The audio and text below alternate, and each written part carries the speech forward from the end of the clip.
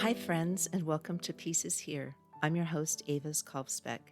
This is another episode in the Wolff Peace series, a journey through Robert Paul Wolff's 1966 anthology, Political Man and Social Man. In each episode, we pair one of the great political theorists from Wolff's book and someone who lived peace as a daily radical practice.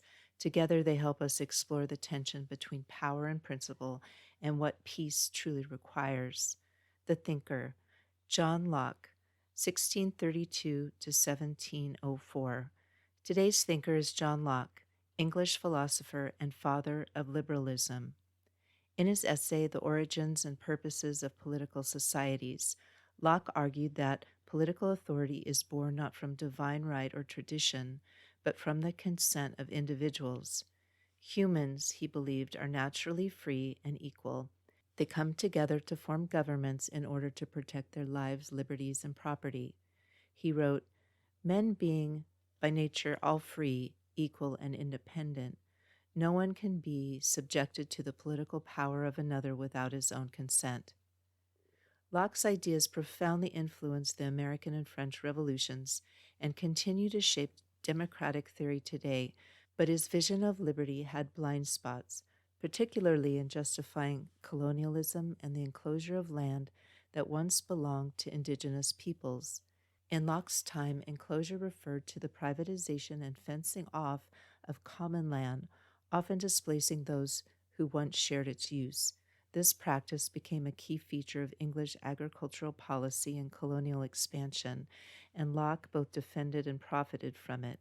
He believed that mixing one's labor with land made it one's property, ignoring the collective and ecological relationships that had long existed there.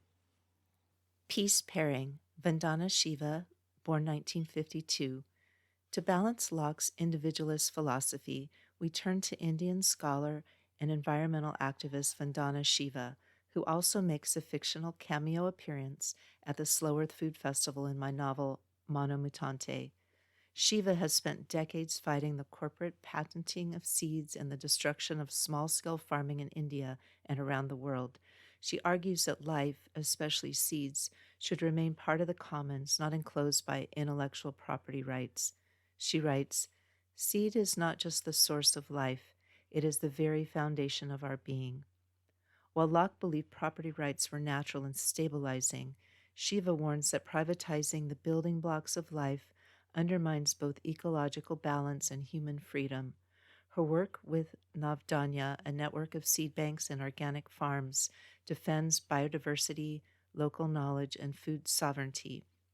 Where Locke's legacy includes the justification for enclosing land, Shiva calls for recommoning, returning seeds, soil, and stewardship to communities.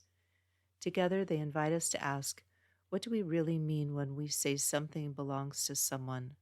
And how can we shift from ownership to care? Your peace questions to ponder. Big picture. Who benefits and who loses when resources like land, water, or seeds are privatized? Day-to-day life. Do you think about where your food comes from? How might you support systems that honor shared stewardship over corporate control? That concludes this episode of Peace is Here. You can learn more at aviskalfsbeek.com, where I share updates on this podcast and my books, including the newly released novella Mano Mutante, a story about food, friendship, and finding peace in the soy-soaked heart of industrial ag Iowa. I write best friend activist short fiction in my Peter the Water Dog Saves the Planet 6-book series. Coming up next, more thinkers, more peace pairings, and more bold questions from the Wolff Peace series.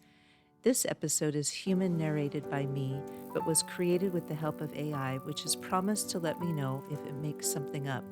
So far, no confessions, but if you believe I've missed something, or if you just want to say hello, I'd love to hear from you. Podcast music is Dalai Lama Riding a Bike by Javier Peque Rodriguez. Links to his music on Spotify and Bandcamp are in the show notes. If you enjoyed this podcast, it really helps me if you subscribe on Apple Podcasts or wherever you listen to your podcasts, or send it to a friend. I'm Avis Kalfsbeek, and I write the Pedro the Water Dog Saves the Planet book series, which are a series of environmental adventure novellas. Books 1 through 6 are available at all your favorite online bookstores or at aviskalfsbeek.com. Go to aviskalfsbeek.com to be notified when new books come out. Thank you again. Until next time, listen for the peace.